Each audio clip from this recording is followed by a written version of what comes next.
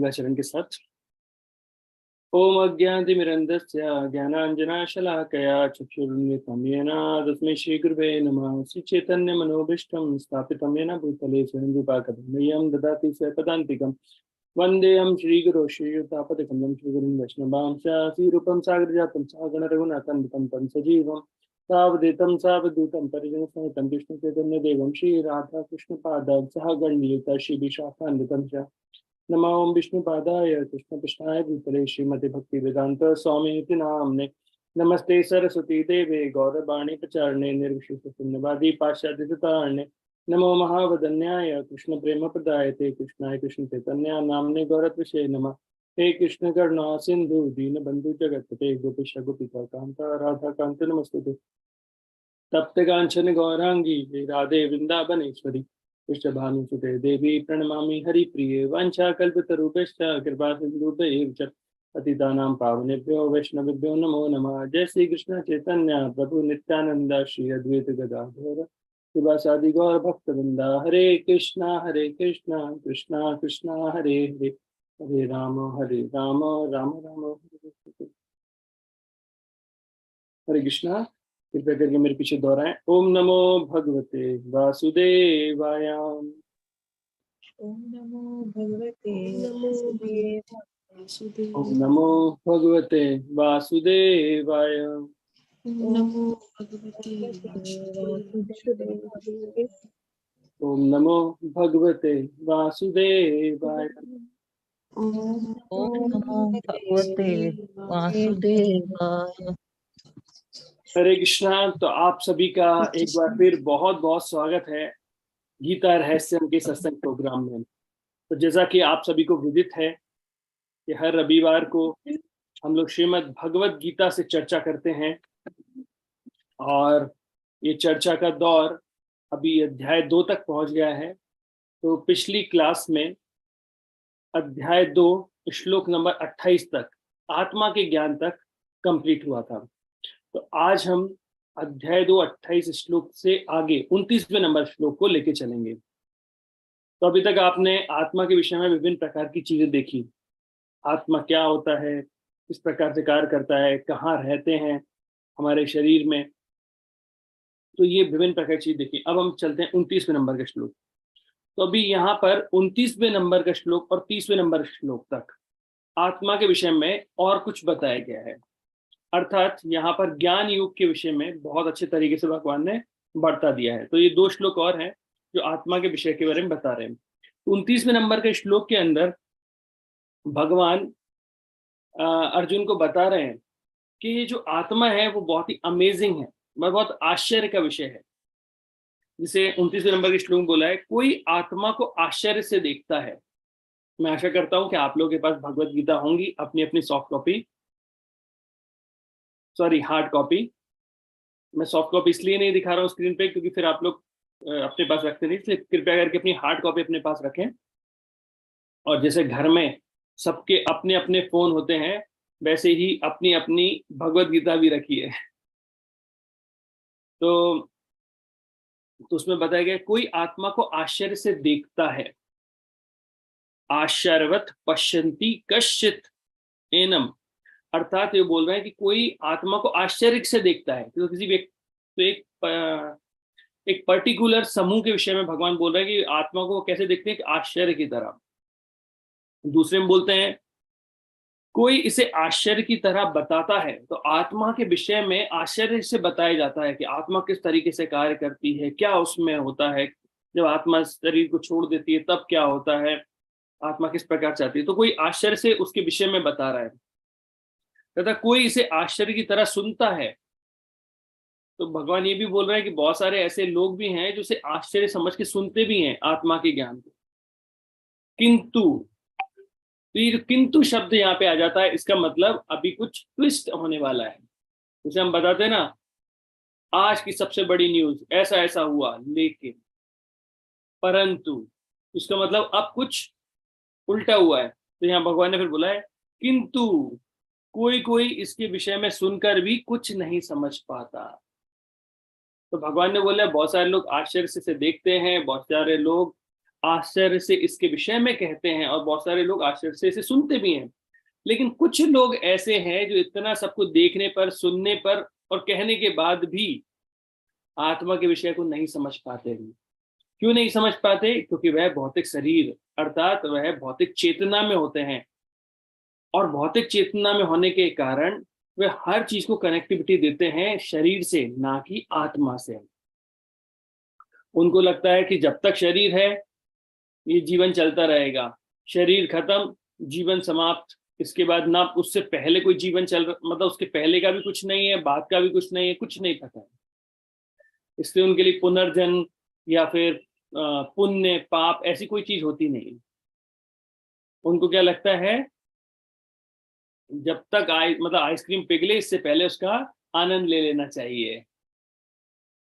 जबकि हम लोग कहते हैं कि मोमबत्ती जब तक जलती है, जितना जलेगी उतना सभी को प्रकाशमान करेगी, सबको ज्ञान देगी, इल्यूमिनेट करेगी। तो जब तक आप हैं जलते रहें, तब तक ज्ञान बांटिए, अच्छी चीज बांटिए। तो यहाँ पे आत्मा के विषय में ये बता दिया गया है। फिर अगर हम इसके 30वें नंबर के श्लोक में जाते हैं तो भगवान बहुत अच्छे शब्दों से अर्जुन को बोल रहे हैं। भगवान बोल रहे हैं देही देही। तो यहाँ पे देही शब्द क्यों प्रयोग किया गया है? देही मतलब देह के अंदर रहने वाला व्यक्ति। तो भगवान इनडायरेक्टली अर्जुन को बोल रहे हैं कि अर्जुन, आप शरीर नहीं हो, आप आत्मा हो, आप देह में नहीं हो,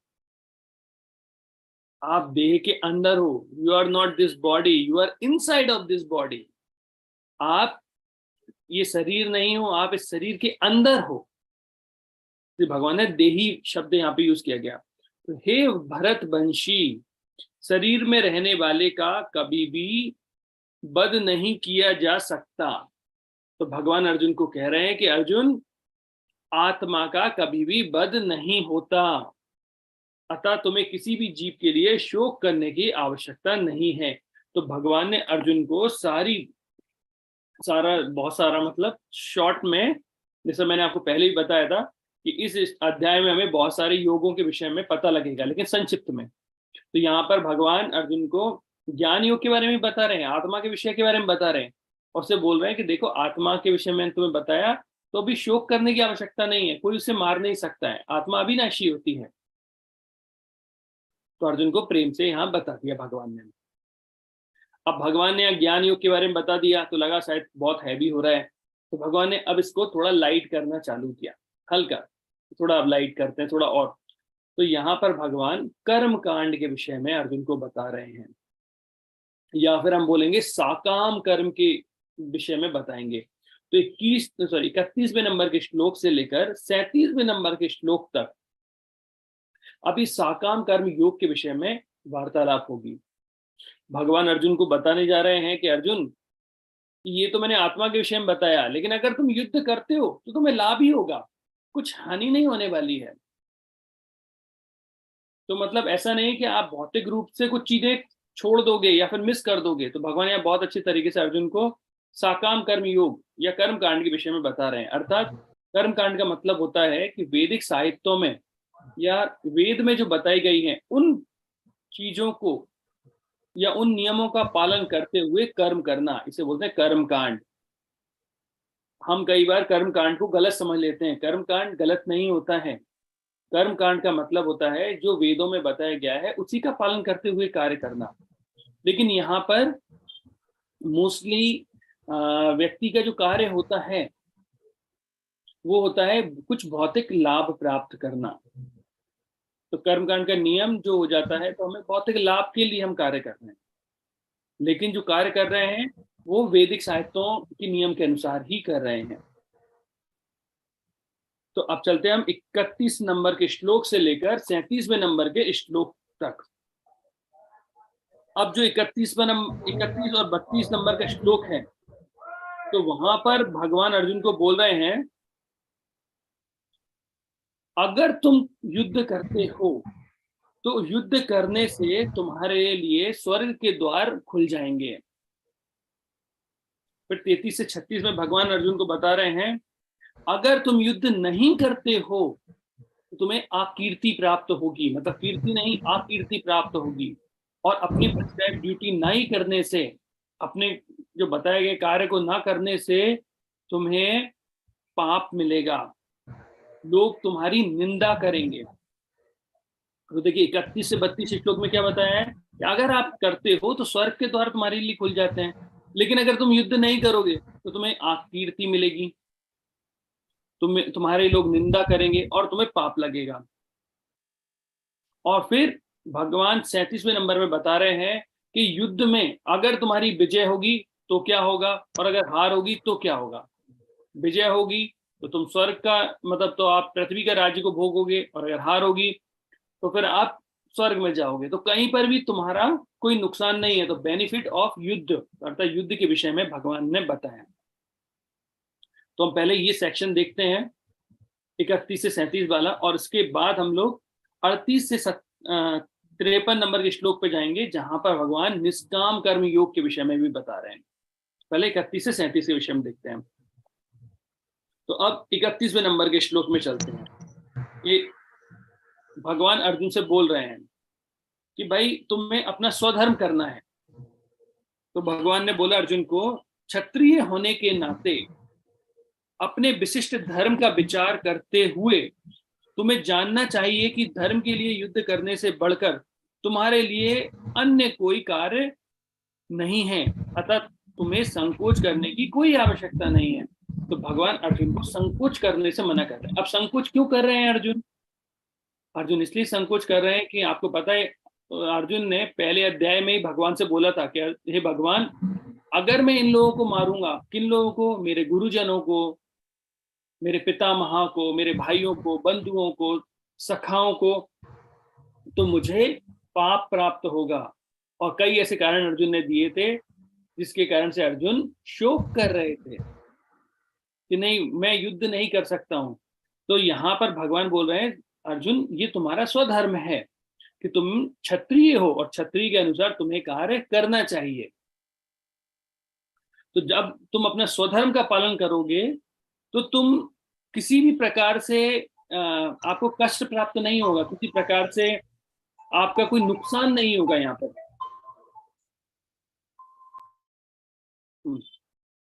तो आपको कोई नुकसान नहीं होगा। अब 32वें नंबर में भगवान बता रहे हैं अर्जुन को कि हे पार्थ, क्षत्रिय सुखी है जिन्हें ऐसे युद्ध का अवसर अपने आप प्राप्त होते हैं, जिससे उनके लिए स्वर्ग के द्वार खुल जाते हैं। तो भगवान अर्जुन को बार बार उनके स्वधर्म करने के लिए बोल रहे हैं। और अगर तुम स्वर्ग, बोला कि तुम बहुत भाग्यशाली हो कि तुम्हें ये अवसर प्राप्त हुआ एक धर्म का युद्ध लड़ने के लिए, और अगर तुम ऐसा कार्य करोगे, युद्ध करोगे, तो क्या होगा? आपके लिए स्वर्ग के द्वार खुल जाएंगे, क्योंकि आपने अपना स्वधर्म किया। तो व्यक्ति को अपना धर्म का पालन करना चाहिए। अब यहाँ पे स्वधर्म, यहाँ पे दो प्रकार के धर्म होते हैं, एक होता है स्वधर्म और एक होता है नित्य धर्म। स्वधर्म होता है जो हमारे शरीर के माध्यम से हमें प्राप्त होता है। तो जैसे मान लीजिए आज एक व्यक्ति क्षत्रिय परिवार में पैदा होता है तो उसके लिए क्षत्रिय धर्म हो जाता है। अगर मान लीजिए कोई स्त्री शरीर में पैदा हुआ है तो उसके लिए स्त्री धर्म लग जाता है। अब उसकी शादी हो गई तो पतिव्रता धर्म लग जाता है, पति के लिए पत्नी का धर्म लग जाता है, वह मानव है तो मनुष्य संहिता के अनुसार मनुष्य का धर्म लग जाता है। तो ऐसे कई प्रकार के धर्म होते हैं जिन्हें स्वधर्म बोलते हैं, जो इस शरीर से संबंधित होते हैं। जब तक शरीर है, जैसे मान लीजिए आज हमने जिस परिवार में जन्म दिया है तो उस परिवार से हमारी कुछ जिम्मेदारी होती है, उस परिवार के प्रति हमारी जिम्मेदारी होती है। जैसे हमारे माता पिता हैं, हमारे भाई बंधु हैं, कि हम उनकी उनकी सेवा करें, ये हमारा धर्म है। लेकिन ये धर्म किसके साथ है? ये शरीर के साथ है। अब मान लीजिए शरीर चला जाएगा तो वो धर्म हमें इतना लंबे समय तक हम नहीं कार्य कर सकते। तो स्वधर्म है अर्थात जो शरीर से संबंधित है। दूसरा होता है नित्य धर्म।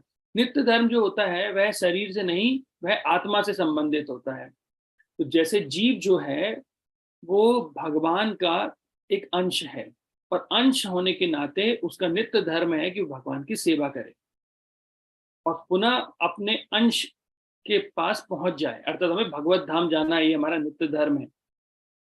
अब धर्म क्या होता है?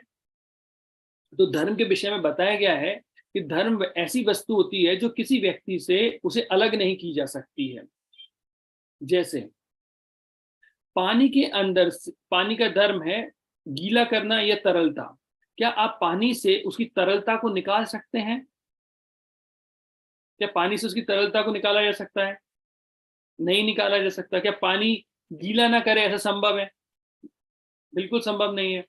जैसे अग्नि हमें प्रकाश देती है, तो अग्नि का धर्म है प्रकाश देना, ऊष्मा देना। क्या अग्नि के अंदर से आप प्रकाश को निकाल सकते हैं? क्या आप ऐसी कोई अग्नि देखिए जो प्रकाशित ना हो?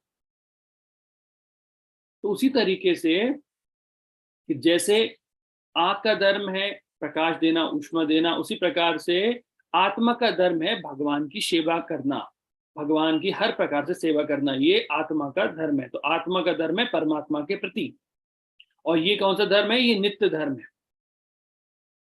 ठीक है। तो व्यक्ति को अपना स्वधर्म भी करना चाहिए और साथ साथ में नित्य धर्म भी करना चाहिए। तो एक बैलेंस बनाना चाहिए, स्वधर्म भी और नित्य धर्म भी। स्वधर्म करते करते हमें अपने नित्य धर्म को भूलना नहीं चाहिए।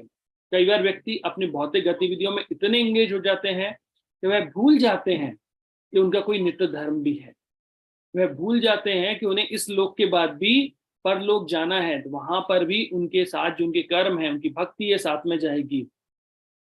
और वह लगे रहते हैं केवल अपने परिवार के भरण पोषण में, अपने खुद के इस शरीर के ध्यान देने में। तो भगवान बोले स्वधर्म तो करो, और अगर स्वधर्म आप शास्त्रों के अनुसार करते हो, धर्म के प्रति करते हो, तो आपको स्वर्ग के द्वार आपके लिए खुल जाते हैं। अब हम चलते हैं 33वें नंबर के श्लोक में। तो देखिए, 2 श्लोकों में हमने देख लिया कि अर्जुन को भगवान ने बोला कि स्वधर्म करने के फायदे क्या क्या होंगे आपको। और क्षत्रिय है तो युद्ध करने का मौका मिल रहा है, ये उनका स्वधर्म है। अब भगवान बोल रहे हैं कि भाई अब तुम नहीं करोगे स्वधर्म अपना तो तुम्हें क्या नुकसान होंगे। तो भगवान बोल रहे हैं किंतु यदि तुम युद्ध करने के स्वधर्म को संपन्न नहीं करते तो तुम्हें निश्चित रूप से अपने कर्तव्य की उपेक्षा करने का पाप लगेगा। तो और तुम युद्ध के रूप में भी अपना यश खो दोगे। तो भगवान 33वें नंबर के श्लोक में बोल रहे हैं कि देखो, स्वधर्म करोगे तो स्वर्ग के द्वार खोलेंगे, और अगर स्वधर्म नहीं करोगे तो अपनी प्रिस्क्राइब ड्यूटी ना करने से आपको पाप लगेगा। अब देखिए, आपका धर्म है। अब कोई व्यक्ति बोल सकता है अरे मैं बहुत बिजी हूं, ऐसा हूं, अपने माता पिता का ध्यान नहीं कर सकता, मैं उनकी देख रेख नहीं कर सकता। तो ये गलत है। आप आपकी प्रिस्क्राइब ड्यूटीज कर रहे हैं, बहुत अच्छी बात है, लेकिन आपका ये धर्म है, क्योंकि ये शरीर आपको आपके माता पिता से मिला है, तो उनके प्रति आपकी कुछ सेवा के भाव होते हैं, तो आपको ध्यान देना चाहिए उनको। तो वैसे अर्जुन से भी बोल रहे हैं भगवान, नहीं करोगे तो पाप लगेगा आपको। अब यहाँ स्वधर्म के विषय में ही बात हो रही है। अब देखते हैं 34वें नंबर के श्लोक में।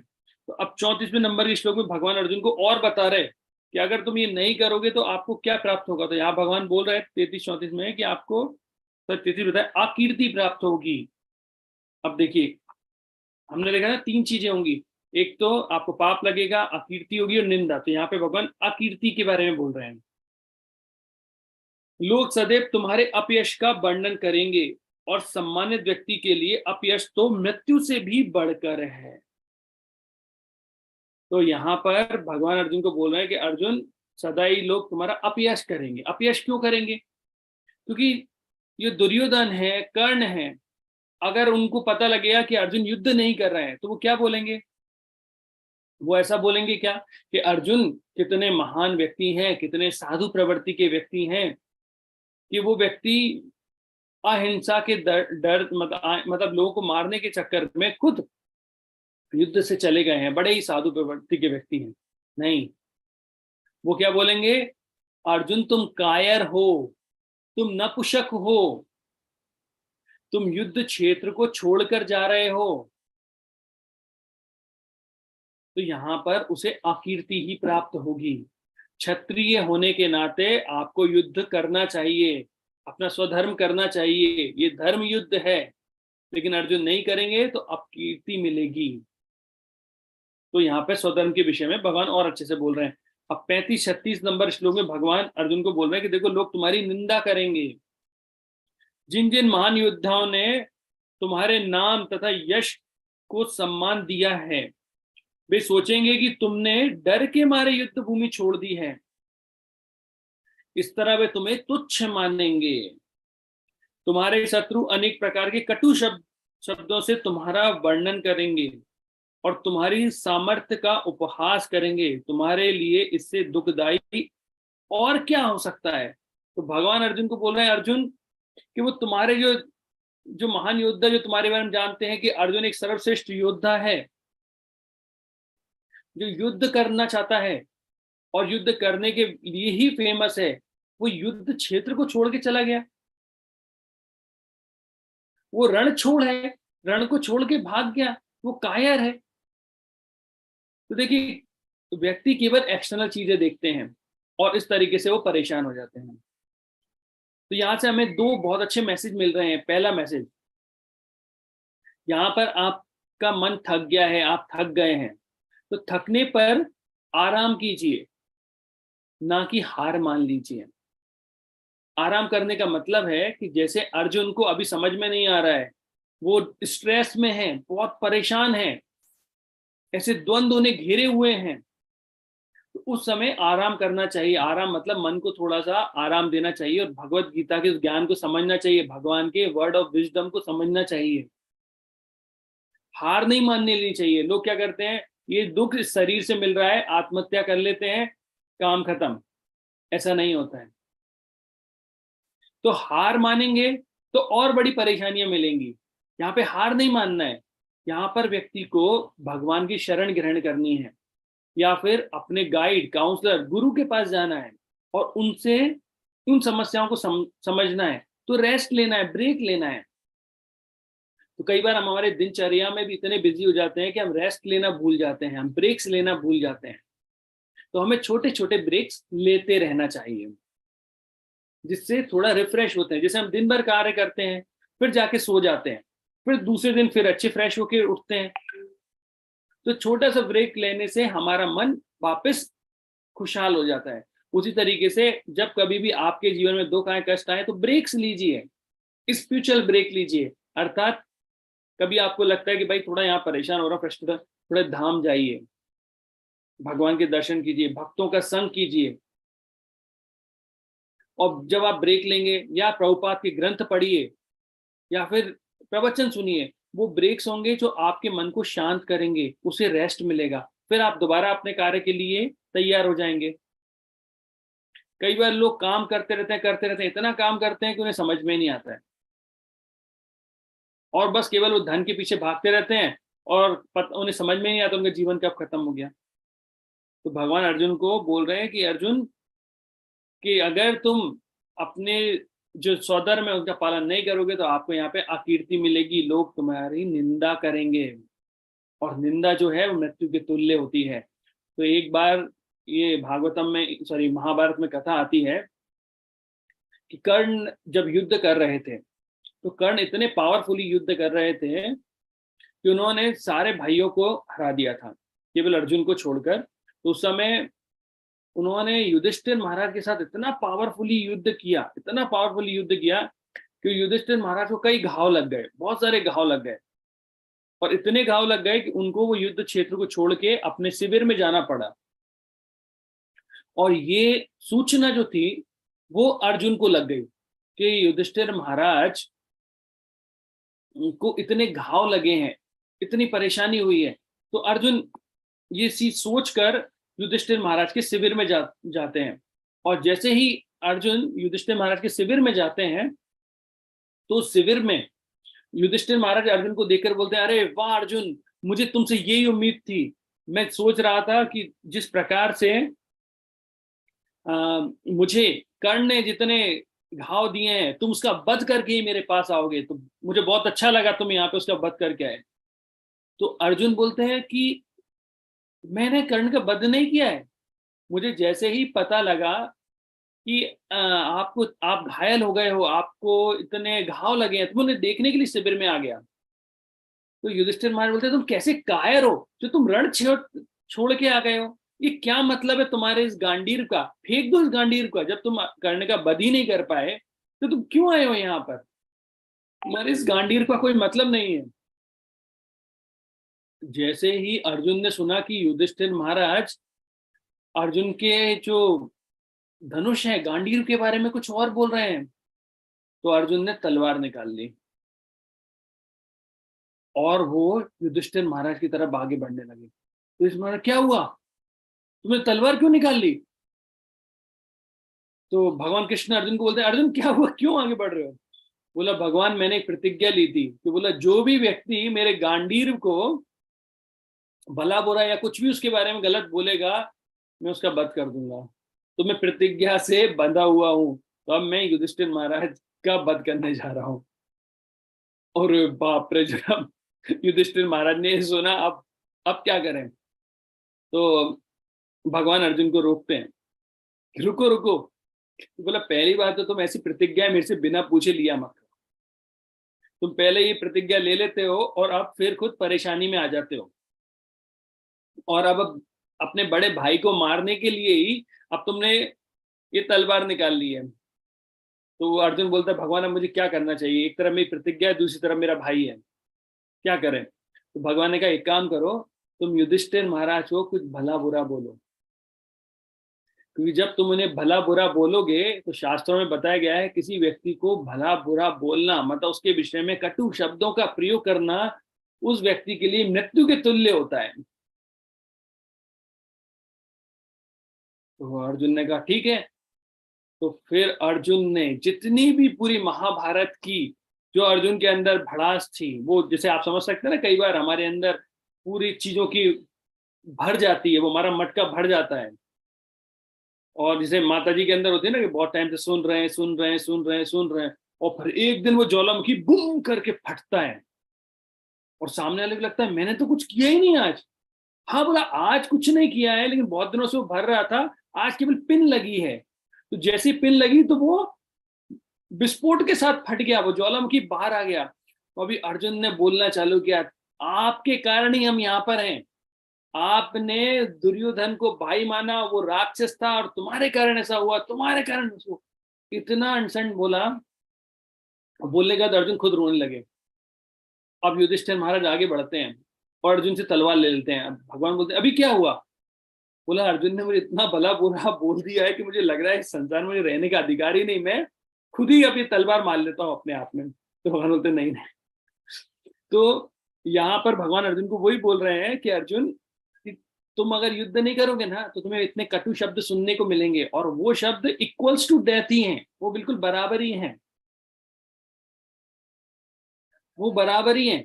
जैसे शास्त्रों में ये भी बताया गया है कि जिस घर में प्रेम करने वाली माता ना हो, आज्ञाकारी पत्नी ना हो, सॉरी स्नेह देने वाली माता ना हो, प्रेम करने वाली पत्नी ना हो, नहीं नहीं सॉरी सॉरी, जिस घर में स्नेह करने वाली माता ना हो और प्रेम से बोलने वाली पत्नी ना हो और आज्ञाकारी बच्चे ना हो, तो वो व्यक्ति को जंगल में चले जाना चाहिए। क्यों? क्योंकि वो घर और जंगल में कोई अंतर नहीं है, सेम ही है। तो हमें ध्यान रखना चाहिए कि इन चीजों का, शब्दों का बहुत पावरफुल होता है। बोलते शब्द, बोला ये जीभ में हड्डी नहीं होती, लेकिन वो कई हड्डियां तोड़वा जरूर देती है। तो जीभ में हड्डी नहीं है लेकिन हड्डियां तोड़वाने की क्षमता रखती है। तो यहाँ पर भगवान ने अर्जुन को बहुत अच्छे तरीके से इन विषयों में बता दी, तीनों चीज आकीर्ति और उसके बारे में। अब भगवान अर्जुन को बोल रहे हैं बेनिफिट, भैया आपको क्या फायदे होने वाले हैं युद्ध करने के। तो 37वें नंबर के श्लोक में भगवान अर्जुन को बोल रहे हैं, हे कुंती पुत्र, तुम यदि युद्ध में मारे जाओगे तो स्वर्ग प्राप्त करोगे, या यदि तुम जीत जाओगे तो पृथ्वी के साम्राज्य का भोग करोगे। अतः दृढ़ संकल्प करके खड़े हो और युद्ध करो। तो भगवान अर्जुन को बहुत अच्छे से बोल रहे हैं कि देखो आपका कहीं भी नुकसान नहीं है, क्योंकि आप धर्म के लिए लड़ रहे हो, अपने स्वधर्म के कारण तुम खड़े हो। तो अगर तुम युद्ध करते समय मर भी जाओगे, व्यक्ति किस चीज से डरता है? तो मेरी डेथ हो जाएगी, मैं हार जाऊंगा। तो बोला हार जाओगे, तुम्हारी मृत्यु हो गई, तो क्या होगा? आपको स्वर्ग प्राप्त होगा, क्योंकि आप स्वधर्म के लिए ही लड़ रहे हो। फिर दूसरा बोलते हैं कि मानो तुम जीत गए। और अगर तुम जीत जाओगे तो ये पृथ्वी का वैभव तुम्हारा इंतजार कर रहा है, ये इतना बड़ा राज्य तुम्हारा इंतजार कर रहा है, तुम इसका भोग करोगे। तो बोला किसी भी परिस्थिति में तुम्हारा हास्य नहीं होगा, आप अपनी स्वधर्म के पालन करने से आपको कोई नुकसान नहीं होगा। तो किसी भी चीज को करने के लिए हमारे 4 फैक्टर काम करते हैं। पहला फैक्टर होता है डर या फियर जिसको बोलते हैं। तो व्यक्ति कार्य करता है डर के कारण। जैसे हम बोलते हैं कि भगवान की पूजा करनी चाहिए, क्यों? भगवान सृष्टि करता है, विधाता है, परमात्मा है, उन्हीं ने इस संसार को बनाया है, और अगर हम उनकी आज्ञा का पालन नहीं करेंगे तो फिर ये दुख आएंगे, कष्ट आएंगे, ऐसा होगा वैसा होगा। ये व्यक्ति ऑफिस में काम कर रहा है कि भाई हमें ऑफिस में अच्छे से काम करनी चाहिए, नहीं करेंगे तो क्या होगा? बॉस नौकरी से निकाल देगा, पैसा हमको प्राप्त नहीं होगा, और पैसा नहीं मिलेगा तो घर नहीं चलेगा, घर नहीं चलेगा तो फिर जो हमने सुना था ना, पत्नी प्रेम से बोलने वाली चाहिए, वो नहीं मिलेगी, वो गुस्से से ही बोलेगी। तो वैसे ही होगा। वैसे तो दोनों ही होता है। अगर पति घर में रहता है तो व्यक्ति को लगता है कि निठल्ला है, कोई काम नहीं करते हैं, और अगर पति बाहर रहता है तो बोलते समय नहीं देते हैं। तो ये ड्यूलिटी वाला भौतिक संसार है, और इसी को ऐसे ही जीना है, दोनों ही चीजों को समझते हुए। तो सबसे पहला है फियर फैक्टर। तो हम किसी कार्य को करते हैं डर के कारण, ऐसा नहीं होगा तो ये हो जाएगा। बच्चे होमवर्क करके नहीं जाएंगे तो टीचर डांट लगाएंगी या पनिशमेंट देंगे, तो ये डर होता है व्यक्ति के अंदर। दूसरा होता है डिजायर। तो व्यक्ति कोई कार्य को करता है, उसके अंदर किसी कार्य को करने की इच्छाएं होती हैं, डिजायर है उसके अंदर। किस प्रकार की डिजायर? जैसे हम भगवान को करते हैं तो भगवान के मंदिर में जाकर बोलते हैं, भगवान प्लीज मेरा ये काम करा दो, मैं 11 रुपए का प्रसाद चढ़ाऊंगा, 21 रुपए का प्रसाद चढ़ाऊंगा। तो व्यक्ति के अंदर किसी कार्य को करने की इच्छा है या कुछ प्राप्त करना चाहता है, तो उस प्रकार के कार्य, उस इच्छा को लेके व्यक्ति भगवान को पूछता है। ये कई बार हम देखते हैं ना, बच्चा जाता है, मम्मी को बड़े प्यार से हक कर लेता है ना। मम्मी समझ जाती है कि मैं बैठी हूँ, ये प्यार से हक कर रहा है, बता बेटा क्या चाहिए। मम्मी को पता रहता है कि हाँ ये किसी इच्छा के लिए आया है और ऐसे गले लग रहा है ना। उसके लिए आप गौर गोपालपुर का सुन सकते हैं, गौर गोपालपुर बहुत अच्छे से बताते हैं किस एज का बच्चा जब माँ को हक करता है तो माँ क्या क्या बोलती है ना। गौर गोपाल बोलते हैं, छोटा बच्चा अगर बोलता है क्या खाना है, खिला देंगी। थोड़ा और बड़ा बच्चा हो जाता है तो माँ समझ जाती है किससे शादी करना है, बता दो करवा देंगे। फिर थोड़ा और बड़ा बच्चा आके मम्मी को आई लव यू बोलता है तो मम्मी बोलते हैं बोला था ना उससे मत कर शादी। और जब माँ 60 की होती है, बच्चा हक करता है तो माँ बोलती है मैं किसी भी पेपर पे साइन नहीं करूंगी। तो माँ को पता रहता है कि किस एज का बच्चा जब माँ को गले लगता है, आई लव यू बोलता है, तो माँ को समझ में आ जाता है। छोटा बच्चा है, कुछ टॉय चाहिए, थोड़ा बड़ा हो जाता है तो किसी लड़की को लाइक करता है, कुछ और हो जाता है तो भाई अब परेशान हो गया ना उस वाइफ से, इसलिए आया है। और कुछ और हो जाता है तो प्रॉपर्टी के साइन वगैरह के लिए। तो यहाँ डिजायर, डिजायर पे काम हो रहा है। फिर डिजायर के ऊपर आता है कर्तव्य या ड्यूटी। तो व्यक्ति अपनी ड्यूटी समझ के कोई कार्य करता है। जैसे हमें रास्ते में कोई व्यक्ति घायल मिल रहा है, एक्सीडेंट हुआ, हम गए दौड़कर उसे उठाया या उसको हॉस्पिटल लेके गए, तो किसी ने बोला थैंक यू, बोला थैंक यू बोलने की जरूरत नहीं है, हमारी ड्यूटी है। एक सड़क पे व्यक्ति पड़ा हुआ है, उसकी सहायता करना हमारी ड्यूटी है। उसी तरीके से मान लीजिए एक डॉक्टर अपने पेशेंट को ट्रीट करता है तो बोलते थैंक यू डॉक्टर साहब, बोलते नहीं ये मेरा तो ड्यूटी है। तो आउट ऑफ ड्यूटी व्यक्ति करता है ना। जैसे हम भगवान की सेवा करते हैं तो बोलते हैं देखिए हमारा कर्तव्य है कि भगवान की सेवा करें, भगवान इतनी सारी चीजें हमें दी हैं, तो ड्यूटी है। माता पिता की व्यक्ति सेवा करता है तो उनका कर्तव्य है, ये शरीर उनको उससे प्राप्त हुआ है, इतनी संपत्ति उनको प्राप्त हुई है, तो ड्यूटी। और लास्ट होता है लव। प्रेम के कारण व्यक्ति कोई कार्य करता है। जैसे एक माँ अपने बच्चे की देखभाल करती है तो डर के कारण नहीं, किसी डिजायर के कारण नहीं, किसी कर्तव्य के कारण नहीं, आउट ऑफ लव। एक शुद्ध भक्त भगवान की सेवा करते हैं और भगवान बोलते हैं क्या चाहिए, बोला सेवा और चाहिए। शील प्रभुपाद जी से एक व्यक्ति ने पूछा प्रभुपाद जी आप जप करते हैं, आप क्या चाहते हैं जप करने से? बोला मैं चाहता हूं कि मैं और जप करूं, तो भगवान ऐसे कृपा करें कि वो और जप कर। तो शुद्ध भक्त भगवान से क्या मांगते हैं? सेवा।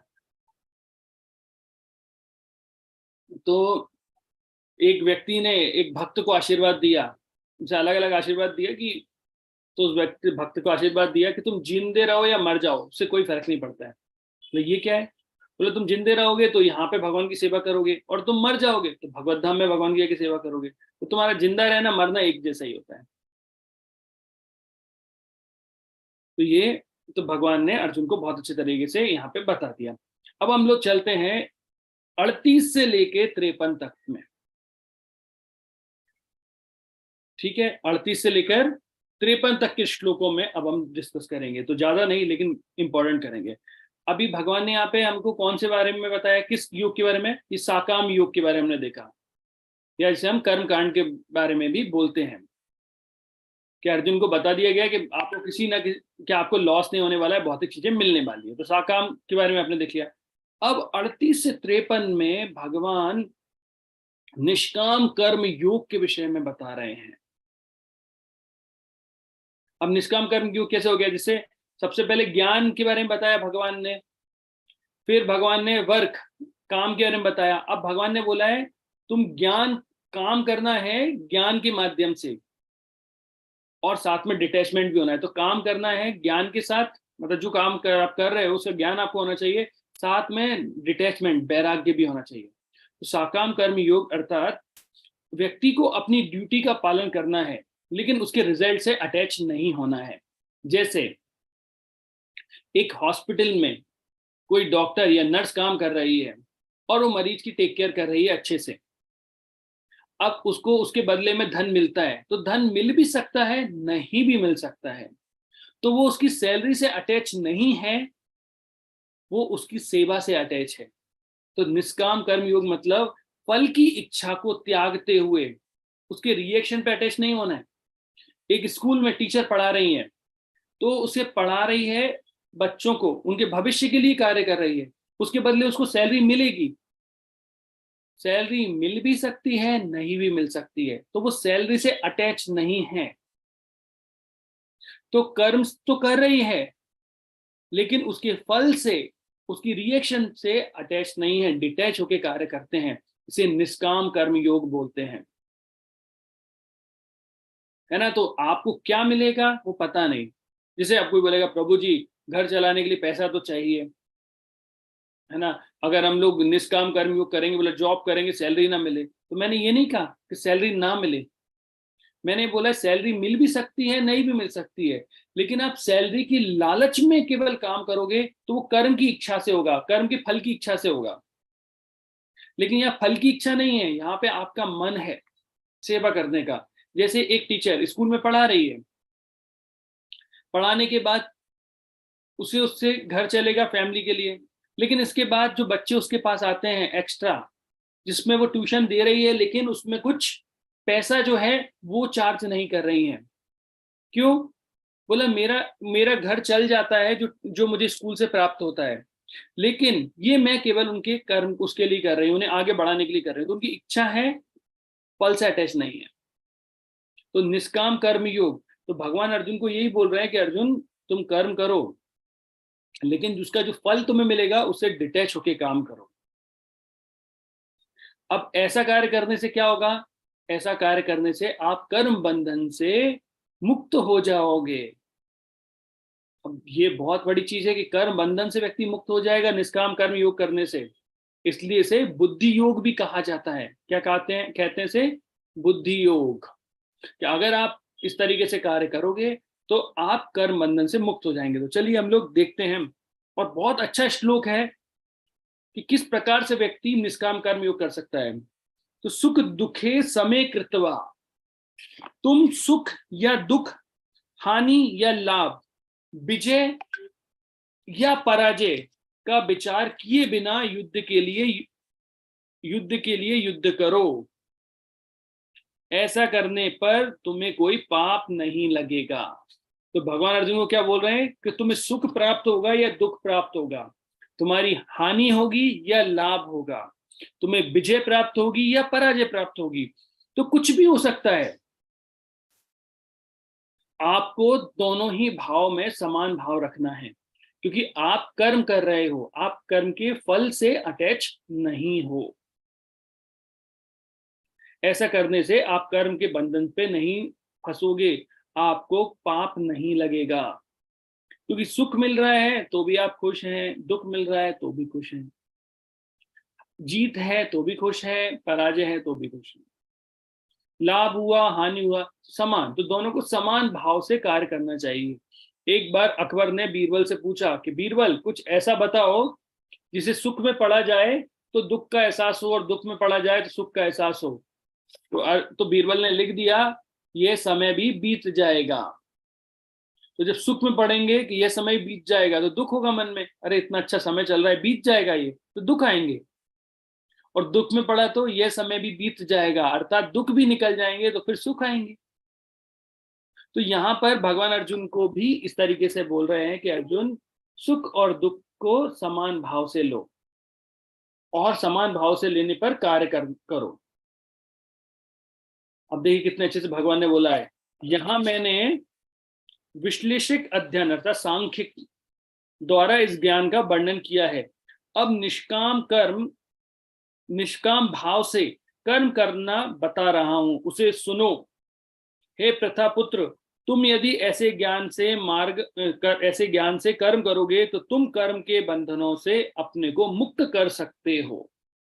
तो भगवान ने अर्जुन को बोल दिया कि अर्जुन तुम मुक्त कर लोगे अपने आप को, अगर तुम निष्काम कर्म के प्रभाव से कार्य करोगे। अब निष्काम, पहले तुमने देखा समान सुख दुख वाला देख लिया, बुद्धि योग के बारे में। अब देखिए श्लोक नंबर 40 बहुत ही फेमस है, नेहा विक्रमनासितो। तो ये आपको निष्काम कर्म योग के बारे में बहुत अच्छे से समझाएंगे। नेहा इसमें 40वें नंबर का, इस प्रयास में ना तो हानि होती है ना ही हास्य, अपितु इस पथ पर की गई अल्प प्रगति भी महान भय से रक्षा कर सकती है। तो वो बोल रहे हैं निष्काम कर्म अर्थात भगवान की भक्ति आप कर रहे हो, जब भगवान की भक्ति आप करते हो तो इस पथ पे ना तो आपको कोई हानि नहीं है। अभी तक कोई भक्त ऐसा बता सकता है कि उतने दिनों से 16 माला का जप कर रहा है या भगवान के नाम का जप कर रहा है, उससे कोई हानि हुई हो जप करने से, भाई मेरा ये चीज हो गया, हानि नहीं होती है इससे कभी भी। ना तो हानि होती है ना कोई हास्य होता है, कुछ नहीं होता है, हानि नहीं होती है इससे। लेकिन अगर आपने इस पथ पर थोड़ी सी भी प्रगति कर ली है, थोड़ी सी प्रगति हो गई है, तो आपको महान भय, सबसे बड़ा भय किसका होता है? मृत्यु का। तो उस मृत्यु के सबसे बड़े भय से भगवान रक्षा करते हैं। वैसे तो भगवान हर प्रकार के भय से रक्षा करते हैं। तो एक बार की बात है, एक भक्त थे, जो भक्त नहीं थे, मतलब एक व्यक्ति थे जो कि शेयर मार्केट्स में काम करते थे। तो 2007-2008 की बात है करीब, तो वो जब किया करते थे, तो जब करते करते एक दिन उनके मन में ख्याल आया कि मैं अपने शेयर बेच देता हूं। तो उन्होंने अपने पिता से कहा कि पापा मैं अपने शेयर बेचना चाहता हूँ। पापा बोलते हैं ऐसा क्यों बोल रहे हैं, अभी तो मार्केट कितना अच्छा से चल रहा है, कितना ऊंचा जा रहा है, ये समय थोड़ी है बेचने का। बोलते नहीं, मैं आज जब कर रहा था, जब करते करते मुझे ऐसा प्रतीत हुआ कि मुझे शेयर बेच देना चाहिए। पापा बोलते क्या जब कर रहा है तू, फालतू की बातें मुझसे कर रहा है। बोलते नहीं, ये मेरे शेयर है, मेरी इच्छा है बेचने की। तो वो बैंक में मैनेजर के पास जाते हैं, उससे बोलते हैं मैं अपने शेयर बेचना चाहता हूँ। बोला सर आप पागल हो गए क्या, अभी तो आपके शेयर का मूल्य और बढ़ता जा रहा है, आप ये समय थोड़ी है बेचने का। बोलते नहीं, मेरे मन में ये ख्याल आया है, मैं जब करते समय मुझे ऐसा लगा है। बोला सर आप क्या बात कर रहे हैं, मैं इतने सालों से मेरा इस फील्ड में अनुभव है, अभी आप बेचेंगे तो आपको लॉस होगा, आप इसे बढ़ने दीजिए। बोलते भक्त नहीं, मेरे शेयर मेरी इच्छा, मैं बेचना चाहता हूं। तो उस भक्त ने शेयर बेच दिए, और उसी के कुछ समय बाद आर्थिक मंदी अर्थात रिसेशन आ गया, और सारा का सारा स्टॉक मार्केट नीचे गिर गया। जहां पर लोगों का जीवन खत्म हो गया, लोगों ने सुसाइड कर ली, पूरी उनकी जितने भी थे वो बर्बाद हो गए, वो भक्त के करोड़ों रुपए सेव हो गए। तो सबसे पहले उसके पिता आके उस बच्चे से बोलते, बेटा ऐसा कौन से मंत्र का जप कर रहा था तू, हमें भी बता, जिस जप के प्रभाव से हमारा पूरा धन दौलत सब कुछ बच गई, हम भी करेंगे। और उसके कुछ दिनों बाद वो बैंक मैनेजर हाथ जोड़ के आया कि इतने साल का अनुभव मेरा खत्म हो गया, हाँ हमें भी बताइए ऐसा कौन सा मंत्र का जप आप करते हैं जिससे पूरी चीज बच गई। बोला मैंने अपने जीवन में कभी नहीं देखा जो अभी हुआ है। तो आर्थिक मंदी कैसे आई, राइट ब्रदर्स बताते हैं, अमेरिका की जो कंपनी वो पूरी डूब गई, उसके प्रभाव से इतना आर्थिक मंदी आई और वो भक्त के पैसे बच गए, और आज वो बैंक मैनेजर भी भक्त है, उनके पिता भी भक्त है। तो वैसे ये हरे कृष्ण महामंत्र का शास्त्रों में बताया नहीं कि स्टॉक मार्केट या इससे व्यक्ति की रक्षा होगी, ये तो केवल एक बाई प्रोडक्ट है। भक्त के मन में आया, भगवान ने इंडिकेशन दे दिया, और हम इस प्रभाव से नहीं करते, लेकिन भगवान बोल रहे सबसे बड़े भय, मृत्यु के भय से व्यक्ति की रक्षा हो जाती है। तो भगवान बोल रहे हैं कि इस पथ पे अगर तुम प्रगति करते हो तो तुम्हारे लिए नष्ट कुछ नहीं होगा, कोई हादसा नहीं होगा, कोई परेशानी नहीं आएगी आपको। लेकिन अगर थोड़ी भी प्रगति कर लोगे तो सब चीजें अच्छी चलेंगी, थोड़ी सी प्रगति आपको आपका कभी सभी प्रकार के भय से उनसे आपको रक्षा करेंगे। अब कैसे बढ़ना चाहिए, ये 41वें नंबर के श्लोक में और अच्छे से भगवान बता रहे हैं। व्यवसाय आत्मिका बुद्धि एको कुरु नंदना, तो भगवान क्या बोल रहे हैं, जो इस मार्ग पर चलते हैं वे प्रयोजन में दृढ़ रहते हैं, उनका लक्ष्य भी एक होता है। हे कुरुनंदन, जो दृढ़ प्रतिज्ञ नहीं है उनकी बुद्धि अनेक शाखाओं में विभक्त रहती है। तो बोले अब जो इस मार्ग पे चल रहे हैं वो कैसे हैं, दृढ़ संकल्पी हैं, अपने प्रयोजन पे लक्ष्य में लेके आगे बढ़ रहे हैं। जैसे उनने बताया जिस प्रकार से एक व्यवसायी कार्य करता है, तो एक व्यवसायी व्यक्ति कैसे कार्य करता है, एक व्यवसायी अर्थात एक बिजनेसमैन का क्या लक्ष्य होता है, वो क्या सोचकर आगे बढ़ता है,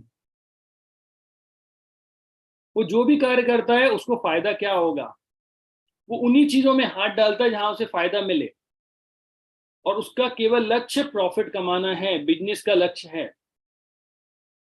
तो भगवान बोल रहे हैं व्यवसाय आत्मिका बुद्धि, उस व्यवसाय की बुद्धि से आगे बढ़ो कि मुझे भक्ति में आगे बढ़ना है। बहुशाखा मतलब बहुत सारी शाखाओं में नहीं वो डालो। अभी कोई बोलेगा कि भाई अभी मुझे ये चाहिए तो मैं इनको पूछता हूँ, वो चाहिए तो मुझे उनको पूछता हूँ। शास्त्रों में बताए गए हैं बहुत सारे देवी देवताओं को आप पूछेंगे विभिन्न प्रकार की चीजें आपको प्राप्त हो जाएंगी। आपको बुद्धि चाहिए, आपको यश चाहिए, आपको संतान चाहिए, पति चाहिए, पत्नी चाहिए, तो बहुत सारी जगह आप जाएंगे आपको मिल जाएंगे। भगवान बोल रहे हैं लेकिन जिनकी बहुशाखा बहुत सारी शाखाओं में जिनकी बुद्धि बढ़ गई है वो एक जगह फोकस नहीं कर पाएंगे, और एक जगह फोकस नहीं कर पाएंगे तो अपने लक्ष्य को प्राप्त नहीं कर पाएंगे। तो लक्ष्य है भगवत भक्ति करना, भगवान को प्राप्त करना, तो आपको वन टिप फोकस होके बोलना पड़ेगा।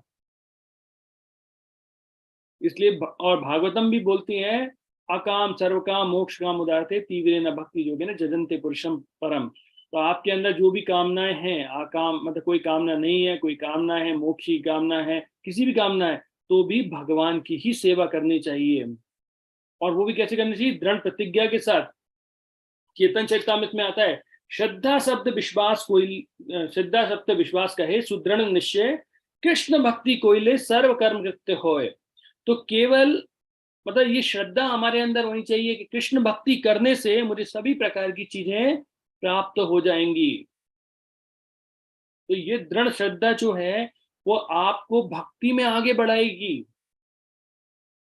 वरना क्या है, अगर जो व्यक्ति ऐसे डोलते रहेंगे ना, करना चाहिए कि नहीं करना चाहिए, मैंने वहां सुना था ऐसा करना चाहिए, यहाँ सुना था वैसा करना चाहिए।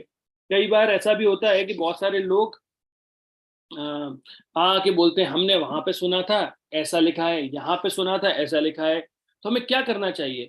तो अगर आप विभिन्न प्रकार की बहुशाखा में जाएंगे तो आपको कभी भी ज्ञान नहीं समझ में आएगा। वैसे इतना कंफ्यूजन रहता है, भौतिक संसार, आध्यात्मिक संसार, आत्मा, परमात्मा, उतना सारा नॉलेज है, और उसमें भी आप 10 जगह की फिलॉसफी पढ़ेंगे, 10 कोई मायावाद पढ़ेंगे, निर्विशेषवाद पढ़ेंगे, शून्यवाद पढ़ेंगे, फिर वैष्णव में भी बहुत सारे आप जाएंगे, तो क्या होगा, हमें समझ में ही नहीं आएंगी चीजें, और हम कंफ्यूज ही घूमते रहेंगे तो भाई क्या करना चाहिए क्या नहीं करना चाहिए, बिल्कुल समझ में नहीं आएगा।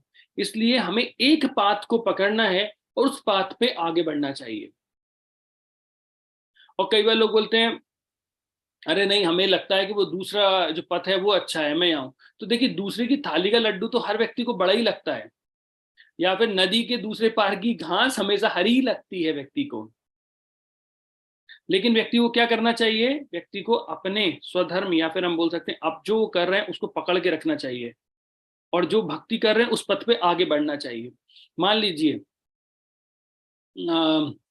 आपका पति के बाल सफेद हो गए हैं, आंखों में झुर्रियां आ गई हैं, और वो सुंदर नहीं दिखते हैं, लेकिन पड़ोस में एक व्यक्ति रहने आए हैं, वो बहुत हैंडसम है, बिल्कुल यंग है, उसके बाल सफेद हैं, बहुत अच्छे से बात करता है, कोई झुर्रियां नहीं। तो आपको क्या लगता है, वो पत्नी को, वो पति को छोड़ के वो पड़ोसी के पास जाना चाहिए, या पति पे ही अडिग रहना चाहिए? पति पे अडिग रहना चाहिए। तो भैया, पड़ोसी सुंदर हो सकता है, कैसे भी हो सकते हैं, लेकिन मेरे लिए मेरा पति ही सर्वश्रेष्ठ है। मेरे सुख दुख का साथी वही है। अब हर रिलेशन में उतार चढ़ाव जरूर आते हैं, इसका मतलब ये नहीं होता है कि व्यक्ति अपने पति को, अपने बच्चों को छोड़ के दूसरे के पास चले जाए, वो फिर असती हो जाएगी, है ना। तो सती क्या है? चीजों को सुनना है। लव या प्रेम किसको बोलते हैं? प्रेम में क्या आपको ऐसा लगता है कि सब अच्छी अच्छी चीजें होने वाली हैं? बिल्कुल। हम तो वो क्या टीवी देखते हैं ना कि बिल्कुल हीरो हीरोइन गार्डन में घुसे, और जैसे ही तेज हवाएं चलने लगती हैं, वो जो कपड़े पहनते हैं वो उड़ने लगते हैं, फिर अपने आप ही मतलब म्यूजिक बजने लगता है, और फिर करके गाना गाने लगते हैं। पता नहीं वो लोगों को कैसे पता लगा था कि सारा, हम तो कोई क्लास भी करते हैं उससे पहले 1.5 घंटे पहले सेटअप करना पड़ता है, माइक चल रहा है कि नहीं चल रहा है, ढोलक मतलब मृदंग है कि नहीं, करताल है कि नहीं, है ना। और उनका पता नहीं, वो एकदम से रुकती है गाड़ी, वो गार्डन में जाते हैं और टिंग टिंग टिनिंग गाना चालू हो जाता है।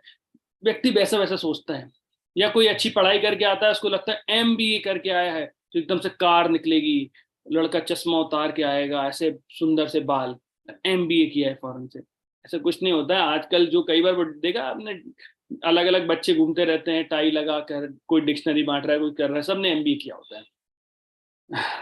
तो बहुत सारे लोगों ने एमबीए किया होता है, तो आजकल इंजीनियरिंग किए हुए बच्चे वो भी ऐसे घूम रहे होते हैं। तो जो हमारी परिकल्पना होती है चीजों को लेके, वो गलत होती है, एक्सपेक्टेशन हाई।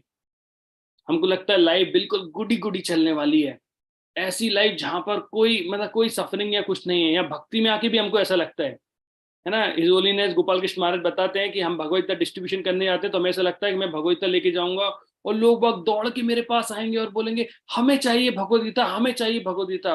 और वो आपसे भगवत गीता लेंगे और आपको दंडवत प्रणाम कहेंगे, ओ आपने हमारा जीवन सुधार दिया, आप ही हमारे गुरु हैं। ऐसा कहीं नहीं होता है बोला। आपको जाना पड़ेगा, लोग आपको भगा भी देंगे। मैं भी भगवत गीता डिस्ट्रीब्यूशन पे जाता था, तो लोगों की जैसे डोर टू डोर जाते हैं, लोग गेट भी नहीं खोलते हैं, बाहर से भुटकार के भगा देते हैं, और हम इस माया के साथ हरे कृष्णा कह के चले जाते हैं। हाँ, यही है उनकी वो हमको डांट सकते हैं, बुरा बोल सकते हैं, लेकिन वहां पे बैठे हुए भगवान कृष्ण देख रहे होते हैं कि ये मेरे लिए कार्य कर रहा है, मेरी भक्ति कर रहा है, और मेरा प्रचार करने के लिए भगवत पे जा रहा है। ये व्यक्ति उसको भुटकार रहा है, लेकिन ये व्यक्ति खुश हो रहा है, और उस चीज को देख के भगवान खुश हो रहे होते हैं। तो उस व्यक्ति की डांट से, हंसी से, पैसे से हमें कोई मतलब नहीं है, लेकिन वहां बैठे हुए भगवान कृष्ण जब हंस रहे होते हैं ना, खुश हो रहे होते हैं, बस हमारा काम हो चुका होता है। हमको और किसी चीज की जरूरत नहीं है। तो आशा एक राम जी से दूजी आशा छोड़ते, नाता एक राम जी से दूजा नाता तोड़ते। तो बहुत बहुत धन्यवाद तुम धैर्यपूर्वक इस भगवत गीता के सत्संग को सुनने के लिए। और क्षमा कीजिएगा फ्लो फ्लो में 10 मिनट ज्यादा मैं बोल गया उसके लिए। अगर किसी का कोई प्रश्न है तो प्रश्न कर सकते हैं। मैं जानता हूँ संडे का दिन है, आपको बहुत सारे कार्य ऑलरेडी होते हैं, कुछ लोग बीच खाना में से आ जाते हैं, कुछ लोग बीच में खाना बना रहे होते हैं, लेकिन फिर भी आप लोग सुन रहे होते हैं, उसके लिए धन्यवाद। तो किसी का कोई प्रश्न है तो कर सकते हैं। हरे कृष्णा। हरे कृष्णा प्रभु जी। हरे कृष्णा। प्रभु जी, आपने लास्ट टाइम बोला था कि आप अधिक मास की कथा सुनाएंगे, कि वो क्यों बनाया गया, और इसमें ऐसा क्या कारण है कि हम जब भी कुछ पूजा पाठ या कुछ भी करते हैं उसका 1000 गुना फल मिलता है। देखिए, मैं आपको भी शॉर्ट में बताता हूँ, क्योंकि अधिक मास का हम स्पेशली सेशन कर सकते हैं, लेकिन शॉर्ट में बताता हूँ। अधिक मास, तो एक चीज जो अधिक आपको प्राप्त हो रही है, तो सूर्य के अनुसार गणना की जाती है, चंद्र के अनुसार गणना की जाती है। तो चंद्र के अनुसार जो गणना के जो दिन होते हैं वो थोड़े कम होते हैं, उसके कारण सर साल। प्रभु जी, ये मुझे पता है कि हाँ, जैसे महीने का 28 दिन होता है तो वो कुछ कुछ इंक्लूड होके फिर वो अधिक मास बन जाता है। पर मैं इसका आध्यात्मिक रीजन पूछना चाह रही कि मतलब क्यों इसको बनाया गया। जैसे मैंने कथा के अनुसार सुना था कि हिरण्यकश्यप ने बोला था कि जो 12 महीने में किसी दिन उसका वध ना हो, तो फिर भगवान ने एक अधिक मास बनाया कि हाँ, 12 महीने में से अलग ही है अधिक मास, उसमें तुम्हारा वध होगा। पर मैंने देखा हिरण्यकश्यप का वध तो नरसिंह भगवान ने किया था, तो उनकी उत्पत्ति अधिक मास में ही होना चाहिए, पर वो उनकी अभी 3-4 मई को पड़ी थी नरसिंह जयंती, तो वो किसी और महीने में पड़ती है। तो फिर मुझे समझ में नहीं आया कि आखिर क्या तो जब कारण है। हिरण्यकशिपु को जब मृत्यु हुई थी, तो उस समय क्या मई जून जुलाई चलते थे क्या माता जी? नहीं संडे चलते को थे चलते तो। थे क्या? नहीं सर, तो अधिक मास तो मई नरसिंह भगवान की जयंती पड़ना चाहिए ना। मैं वही तो आपको बोल रहा हूँ कि जो डेट वाइज चीजें चलती हैं और तिथि वाइज चीज चलती है, दोनों में अंतर होता है ना। आजकल हमारा तिथि के अनुसार कुछ भी नहीं चल रहा है, आजकल सब लोग मोस्टली डेट के अनुसार हम देख रहे हैं। तो वो उस कथा पे मैं नहीं आता, आपको सिंपल सिग्निफिकेंट ही बताता हूँ कि इस कथा के अनुसार भगवान ने इस मास को, कई बार मल मास भी इसको बोला जाता है, और लोग बोलते हैं इसमें हमें कुछ शुभ कार्य नहीं करना चाहिए। तो भगवान ने जब ये मास भगवान के पास जाके रोने लगे, तो भगवान ने कहा कि रो मत, मैं तुम्हें अपना नाम देता हूँ। तो भगवान ने इसे पुरुषोत्तम मास इसको बोल दिया, पुरुषोत्तम भगवान ने अपना मास दे दिया है।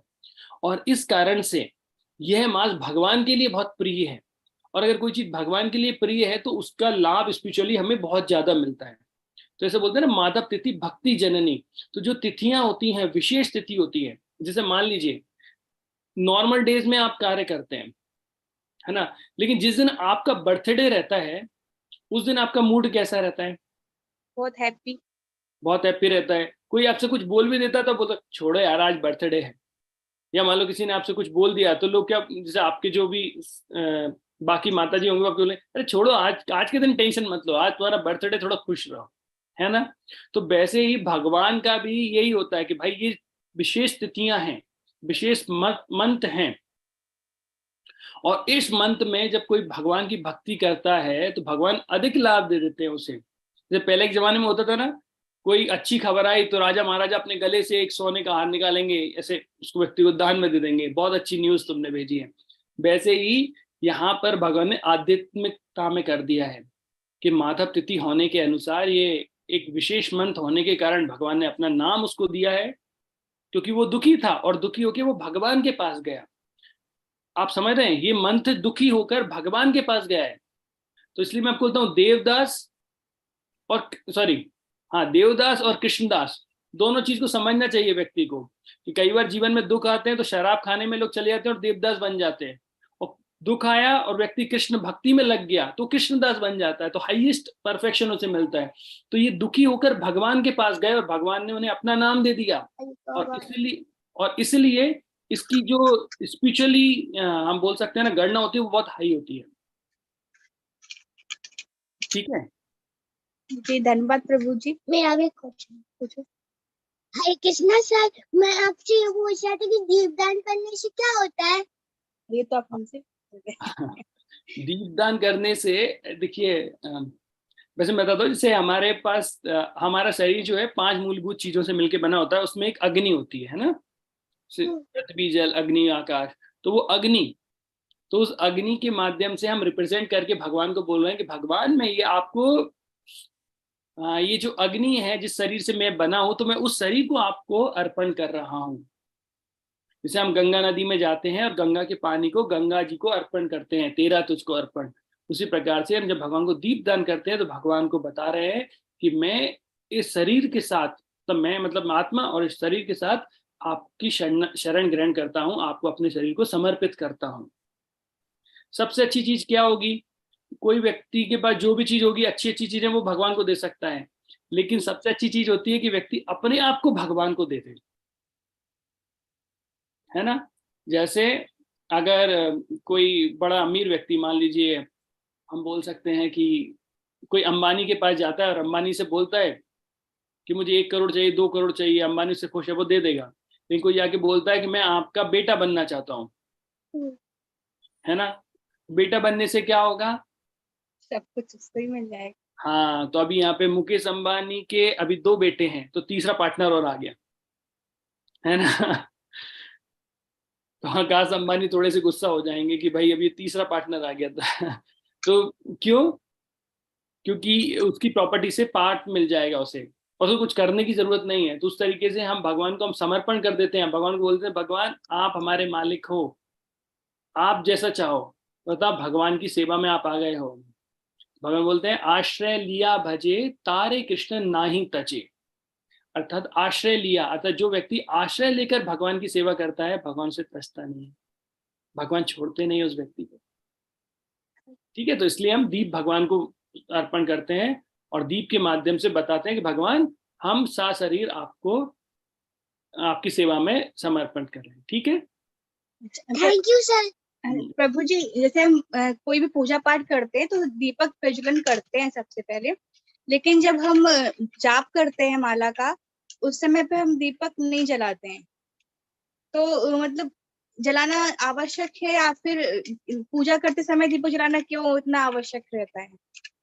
देखिए वैसे तो कर्मकांड के अनुसार जब हम बैठते हैं ना, तो हमें अपने आसन का ध्यान रखना चाहिए, आचमन का ध्यान रखना चाहिए, दीपक वगैरह प्रॉपर तरीके से बैठना चाहिए।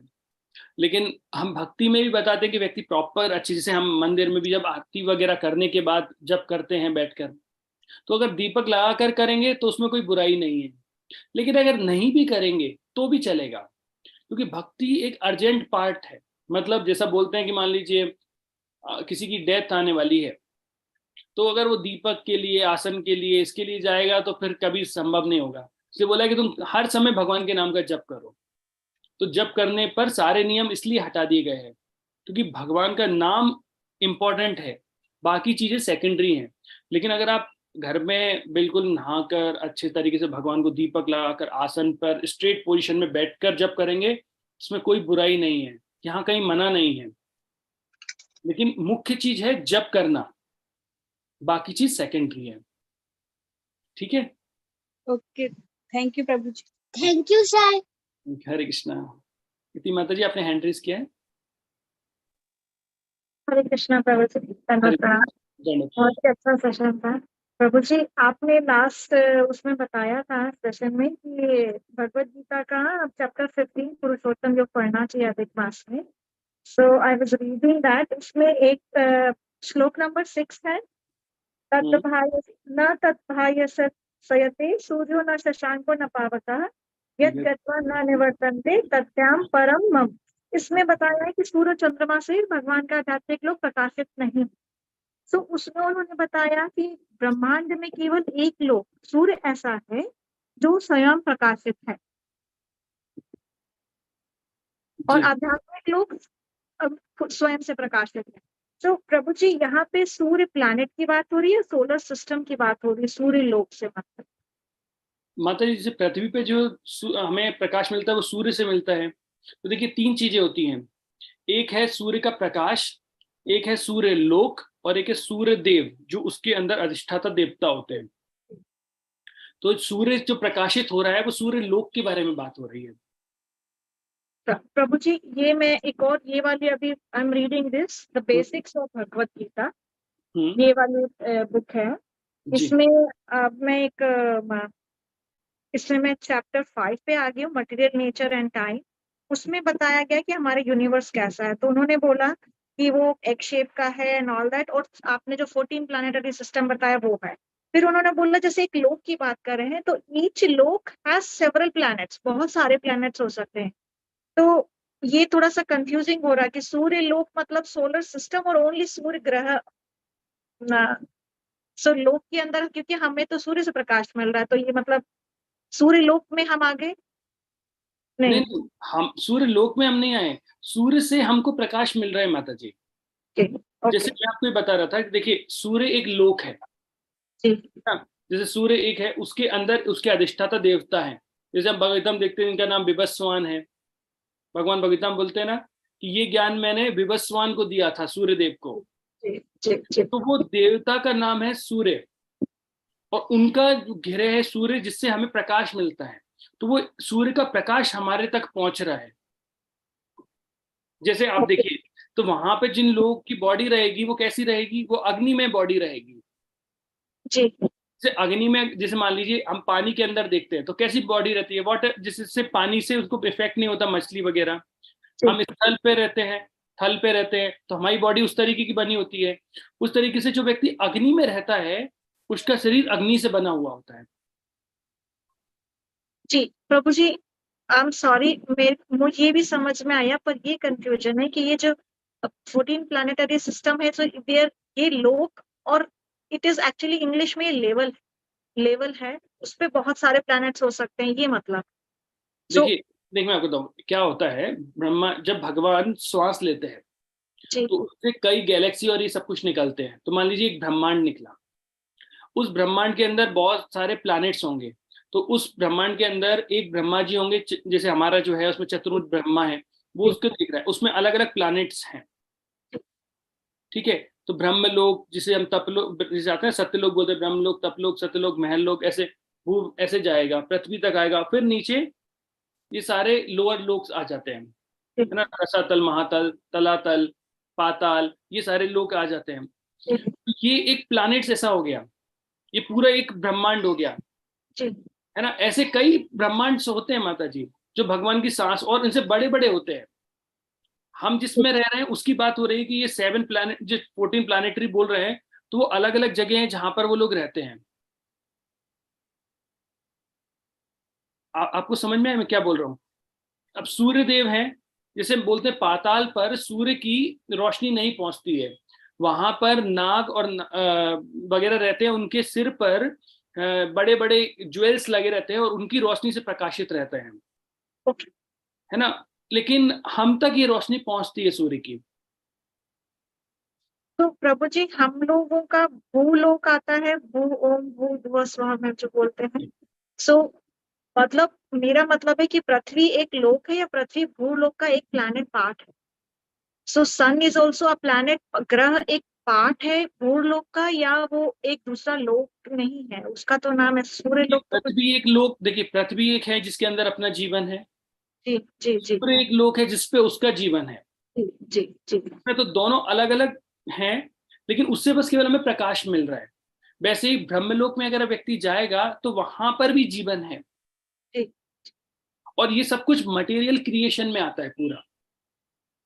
जी ठीक है, तो ये पूरे मटेरियल क्रिएशन हुई आपकी, और यहाँ पर पृथ्वी एक लोक है जिसमें हम लोग रह रहे हैं, सूर्य एक लोक है जिसमें सूर्य और बहुत सारे लोग रह रहे हैं, स्वर्ग में देवता लोग रह रहे हैं, तो वो उतना ही है, और उस पूरे कंप्लीट होल को हम लोग एक ब्रह्मांड बोल देते हैं।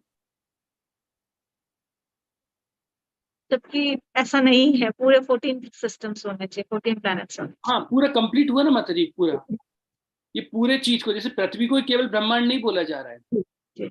ये पूरे कंप्लीट को बोला जा रहा है। और ऐसा एक नहीं है, ऐसी जब वो लेते हैं ना, तो असंख्य ऐसे ब्रह्मांड होते हैं, और जितना बड़ा और ये तो हमने एक साइजिंग बता दी माता जी।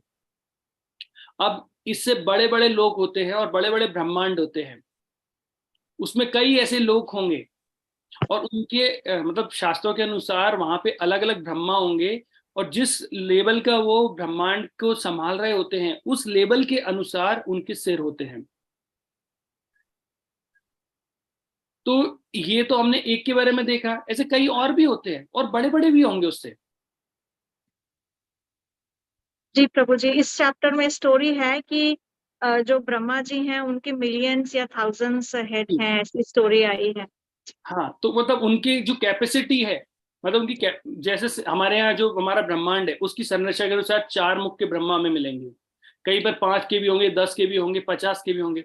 तो उनका जो ब्रह्मांड होगा उसके अनुसार होगा, उनका साइजिंग उनके हिसाब से होगी। ठीक है माता जी। और हम कभी ऐसा ये गोलोक चार्ट भी डिस्कस कर सकते हैं, जिसके अंदर ये 14 प्लानिटरी सिस्टम बताया जाता है, फिर बिरजा नदी बताई जाती है, फिर बिरजा नदी के बाद ऊपर अलग अलग लोक आते हैं, जैसे महेश लोक भी आएगा, जैसे भगवान शिव का जो लोक होता है महेश लोक आएगा, देवी लोक, इसके ऊपर देवी लोक आता है, महेश लोक नीचे, महेश लोक ऊपर आता है, फिर किस प्रकार से अलग स्पिरिचुअल वर्ल्ड में भी आप जाएंगे तो उसमें भी बैकुंठ भी बहुत सारे होते हैं, जी है ना। तो वो पूरा एक गोलोक चार्ट है। प्रभु जी, कभी आपको समय मिले तो कभी स्पेशल सेशन लेके देखिएगा इसके बारे में, गोलोक ये चार्ट ही पता डिस्कस नहीं है। करेंगे, बिल्कुल प्रभु माता जी, जी। इसी में एक और क्वेश्चन है छोटा सा, उसमें लिखा है out of this 14 planetary systems there are several other planets, or where some is written there are many planets which are very hellish, something like that, and people those who have done very sinful lives, they are there on those hellish planets. So ये नरक की बात हो रही है क्या? नहीं, देखिए नरक की जैसे हम भागवतम भी पढ़ते हैं तो भागवतम में बताया गया कि 28 नरकों के विषय में भागवतम में एक्सप्लेनेशन दिया है 5th कैंटो में, जी है ना। लेकिन उन्होंने बताया कि इसकी गणना एग्जैक्ट नहीं है, वो ज्यादा भी हो सकते हैं, कम भी हो सकते हैं। जैसे हम लोग वर्ण आश्रम के बारे में बात करते हैं माता जी, ब्राह्मण क्षत्रिय वैश्य और शूद्र ये होते हैं, लेकिन कुछ आउटकास्ट भी होते हैं जो इन वर्ण आश्रम में ही जिनको नहीं रखा जाता है। मतलब जैसे हम वर्णों के बारे में बात करते हैं ना, तो ये 4 वर्ण बोलते हैं, ब्राह्मण क्षत्रिय वैश्य शूद्र। लेकिन बहुत सारे ऐसे लोग जो हैं जिन्हें आउटकास्टेड रखा गया है, हुंड, पाषंड, मिलेच्छ, यवन, तो ये ऐसे लोग हैं जो जिन इन वर्णाश्रम से ही बाहर है। वैसे ही कुछ प्लैनेट्स होते हैं जो हेलिश हैं, मतलब जो ऐसे ऐसे जिन्होंने उग्र कर्म, जैसे एक मतलब उग्र कर्मक जिन्होंने किया होता है ना, उनको उस जगह भेज दिया जाता है। तो मतलब ये जनरल ना होके कुछ पर्टिकुलर चीजें हैं। हम जो जनरल चीजें डिस्कस करते हैं ना कि नर्क हैं वो इधर आते हैं, कुछ और भी हैवी होते हैं जो उनको अलग तरीके से रखा जाता है स्पेशल केस को डील करने के लिए। तो ये हेलिश प्लैनेट्स मतलब नर्क नहीं है, ये कुछ और ही है, नहीं, स्पेशल नर्क प्लैनेट्स। नर्क की तरह ही है माता जी। तुमने लिखा है ना पाप, देखिए जहां पर भी आपको पाप की चीजें व्यक्ति को भुगतनी पड़ेंगी वो नर्क रहेगा। अब देखिए स्वर्ग है, तो अब स्वर्ग में भी आप जाएंगे तो इंद्रदेव का अपना अलग वो है जिसको स्वर्ग बोल रहे हैं, लेकिन चंद्रदेव का भी तो अपना है, कुबेर का भी अपना है, तो वो पूरा एरिया तो स्वर्ग ही हो जाता है। आपको समझ में आएगा माता जी, जो मेन इंद्रदेव जिस पे राज कर रहे हैं वो स्वर्ग है, लेकिन इंद्रदेव का भी अपना प्लैनेट है, सॉरी अपने चंद्रदेव का, आपका कुबेर जी का भी है, ट्रेजरी जो है। तो वो अलग से प्लैनेट नहीं होते, लेकिन वो इन कैटेगरी में आ जाते हैं। अब पृथ्वी पर भी आप जाएंगे तो अलग अलग मतलब कंट्रीज हो जाती हैं, सिटीज हो जाती हैं, लेकिन है तो पूरी पृथ्वी। Thank you. Hare Krishna. Hare Krishna.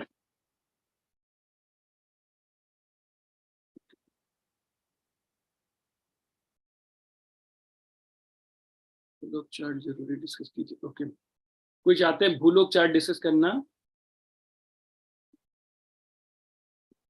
Okay, तो हम लोग कभी वो डिस्कस कर सकते हैं, आज ऑलरेडी बहुत टाइम हो गया है ना।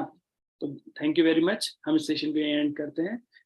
ग्रंथराज श्रीमद् भगवद गीता की जय, जगत गुरु श्रीपाद की जय, सामवेद भक्तवृंद की जय।